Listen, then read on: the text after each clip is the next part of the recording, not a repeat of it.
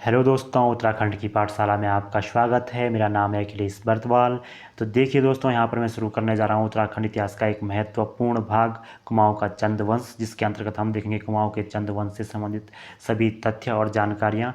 देखिए, इससे पहले हमने बहुत सारी वीडियोज़ प्राचीन इतिहास पर भी लाए हैं और गढ़वाल के परमार वंश पर भी हमने वीडियो बनाई है, जो कि उत्तरवर्ती परमार वंश है, कनकपाल से लेकर प्रद्युमन शाह तक। इसके बाद हम चंद वंश को देखेंगे और आने वाले समय में हम टिहरी रियासत और गोरखा शासन और ब्रिटिश शासन को भी देखेंगे। तो चलिए दोस्तों, शुरू करते हैं अपना आज का पहला पार्ट, कुमाऊँ का चंद राजवंश भाग 1, जहाँ पर हम देखेंगे राजा सोमचंद के बारे में। तो चलिए शुरू करते हैं भाग 1।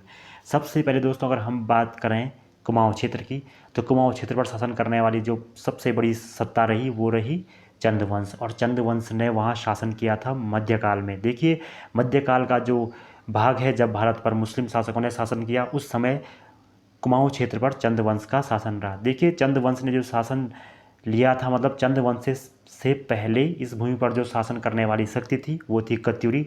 और कत्यूरी कई भागों में डिवाइड होने के बाद उन पर धीरे धीरे चंदों ने अधिकार कर लिया। देखिए, चंदों ने कत्यूरियों से छीना था कुमाऊँ को।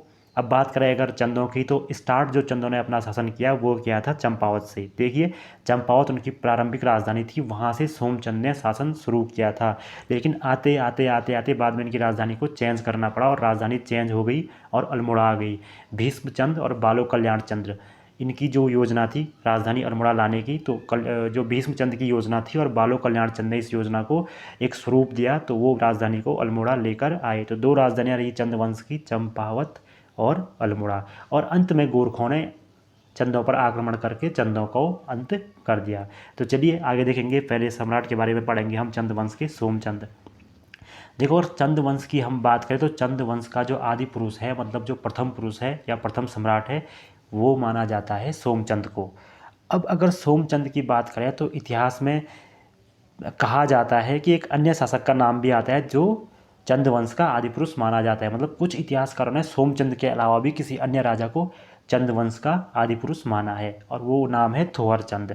लेकिन ऐतिहासिक स्रोतों से लगातार शोध होने के बाद जो थोहर चंद का क्रम मिला है वंशावली के हिसाब से, वो 23वां है। तो 23वें क्रम का जो शासक है वो है थोहर चंद। अगर हम बात करें कि किन लोगों ने थोहर चंद और को संस्थापक माना है चंदवंश का, तो उनमें जो दो प्रमुख नाम है वो है डब्ल्यू फ्रेजर और हैमिल्टन। देखो, हैमिल्टन की एक पुस्तक है किंगडम ऑफ नेपाल, उसमें इसने जिक्र किया है कि जो कुमाऊँ के चंद वंश का शासक है थोहर चंद, प्रथम शासक था थोहर चंद, वो थोहर चंद था, मतलब प्रथम शासक थोहर चंद था।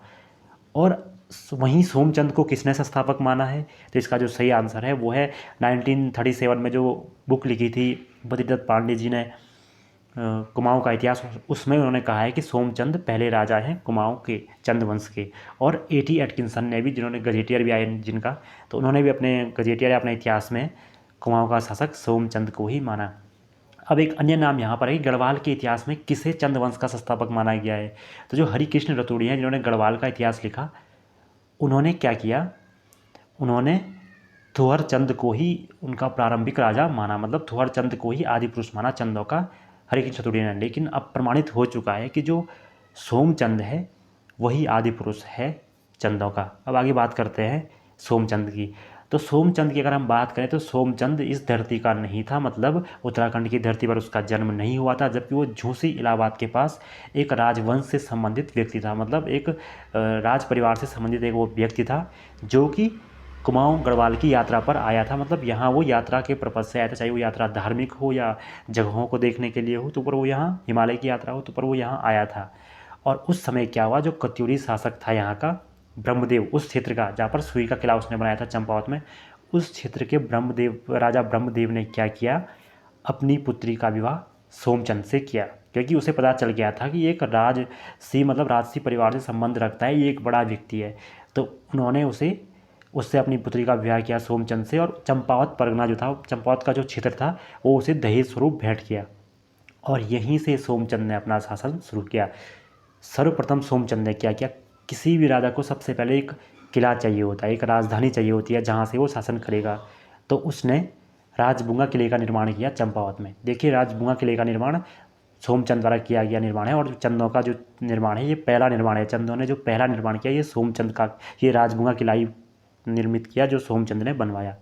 अब देखिए सोमचंद की अगर हम बात करें कि सोमचंद ने क्या वहाँ पर स्वतंत्र राज्य की स्थापना की थी, क्या सोमचंद एक स्वतंत्र राजा था चंपावत का?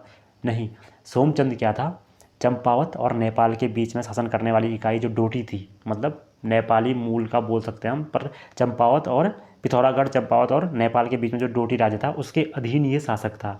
मतलब ये मांडलिक राजा था।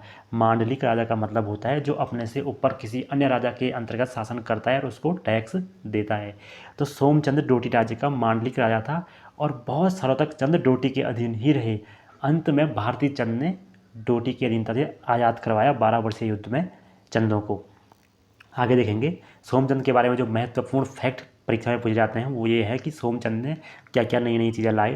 तो सोमचंद ने सबसे पहले देखिए कुमाऊं में पंचायती राज व्यवस्था की शुरुआत की। अब कैसे की, वो कोई नियम तो लाए नहीं होंगे, लेकिन ये ऐसे की कि उन्होंने समाज के सभी जातियों को शासन में हिस्सेदारी बांटी।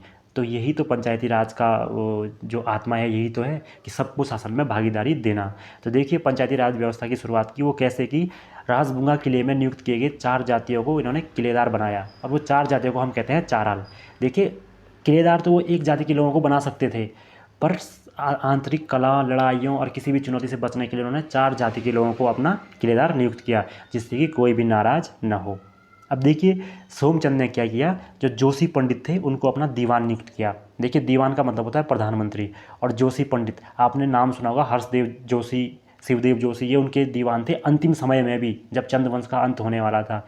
तो ये दीवान प्रारंभिक रूप से सोमचंद के समय से चलते आ रहे थे। जोशी पंडित ही उनके दीवान पद पर बैठे। और जो दूसरे पंडित थे सिमल्टी पंडित, तो सिमल्टी पंडित को भी उन्होंने नाराज़ नहीं किया। सिमल्टी पंडित के लिए उन्होंने क्या किया, सोमचंद ने क्या किया, उन्हें अपने राजगुरु के पद पर आसीन किया। तो जो चंदों के राजगुरु थे वो थे सिमल्टी, और जो उनके दीवान थे वो थे जोशी। तो ये सोमचंद इसलिए कर रहा है कि किसी को भी नाराज़ नहीं करना है, क्योंकि वो बाहर से आया है, और अगर बाहर से आए हुए व्यक्ति को लोकप्रिय होना है तो यहाँ के सभी लोगों से उसको सपोर्ट चाहिए होगा।